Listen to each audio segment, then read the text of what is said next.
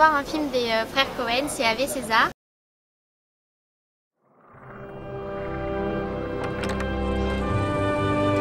Oh, Monty! Come, join me on the divan. It seems Allegra's a no-show, which is simply a bore. But I'll partner you in bridge. Oh, would that it were so simple. Cut. 27 Apple, take 2. All right, let's try this. Your line, just say it as I say it. Say your line exactly as I'm about to. Okay, sure. Would that it were so simple. Would that it were so simple. Would that it were so simple. Would that it were... Wait, watch my mouth. Would that it were so simple. Would that it were so simple. Would that it were so simple. Would that it were so simple. My dear boy, why do you say that? Why do you say twere? Well, you said say it like I said. Yes, but... Would that it were so simple. No, you seem to be lingering. It's interminable, the were. I'm wondering when it'll end. And we shouldn't be wondering, should we? We should be marching right along to so simple. Would that it were so simple. Trippingly. Would that it were so simple. Trippingly. No, don't say trippingly. Say the line trippingly. Très bon Cohen, j'ai trouvé. Alors, c'est pas leur meilleur, parce que j'ai pas pu m'empêcher de comparer en fait le film à The Big Lebowski, qui est pour moi la référence en termes de comédie des frères Cohen. Niveau scénaristique, c'est vachement bien construit, je trouve. Comme je t'avais entendu le dire, un film à sketch, puisque chaque scène, quasiment chaque scène, vaut son pesant d'or. Il y a vraiment des scènes extraordinaires. Donc c'est un film qui raconte l'envers du décor du système hollywoodien dans les années 50. D'un côté, il rend hommage au cinéma de ces années-là, et de l'autre, il critique un peu.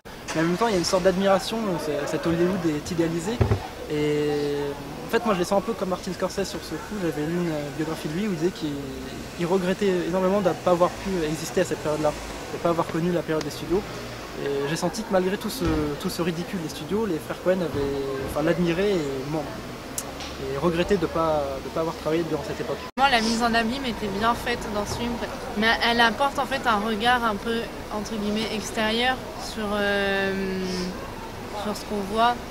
En fait, on prend du recul par rapport au cinéma en lui-même, en fait. Ça parle du cinéma. Enfin, moi, je trouve ça bien que des réalisateurs arrivent à se moquer de leur propre art. Enfin, se moquer entre parenthèses, c'est une satire du monde du cinéma, du business du cinéma. C'est pas que de l'art, en fait, c'est aussi du business. C'est ce côté-là qui leur plaît pas dans le cinéma des années 50, c'est qu'il est uniformisé et que c'est pas les réals qui gèrent leur film, c'est le producteur derrière, le studio, la major. Il faudra fistoler le casting en rajoutant des mecs qui sont absolument pas compétents, des choses comme ça. En fait, c'est un film qui se passe dans les années 50 mais qui pourrait très bien se passer maintenant. C'est-à-dire qu'il y a juste les genres des films qui changeraient. C'est-à-dire qu'au lieu d'avoir un péplum, on aurait un film de super-héros. En gros. Si je schématise, en gros, ça serait ça. Le système des studios n'a pas changé.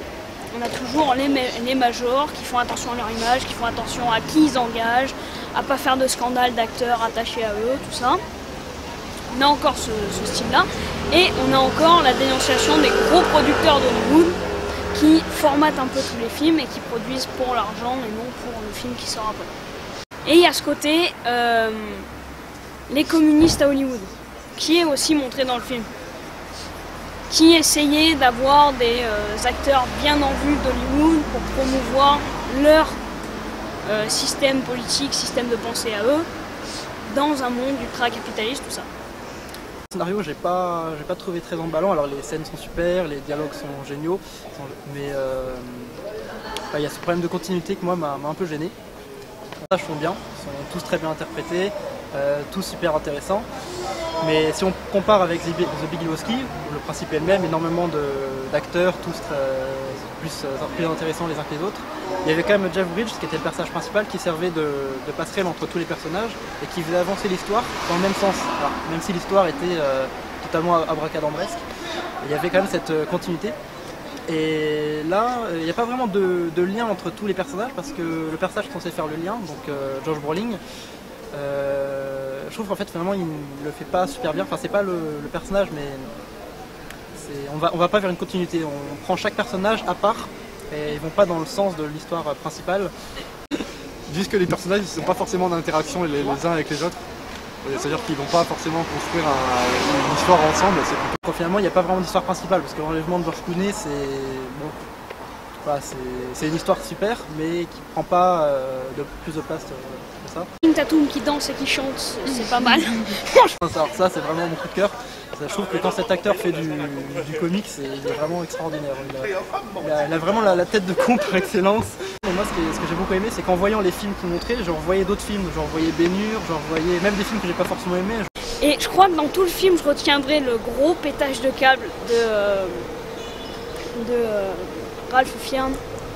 Parce qu'il est absolument magique. Parce qu'on a l'habitude de voir Fiennes pas dans ce type de rôle. Et c'est magique de voir péter un câble comme ça, de le voir mais s'énerver sur une phrase. Et en fait, il apprend à parler à un acteur, ce qui est le con. Sachant qu'en gros, le seul truc qu'on demande à un acteur, c'est d'arriver à dire ses répliques. En gros, et de les jouer à peu près de la bonne manière.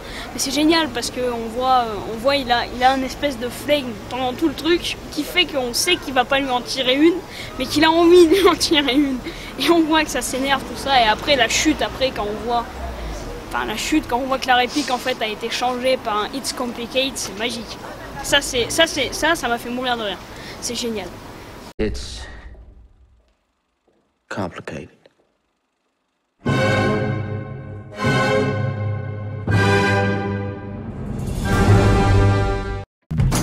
So won't you tell me no truth? I wanna hold your lines. Don't you tell me no truth? I wanna hold your lines. Don't you tell me no truth, I won't out of your life.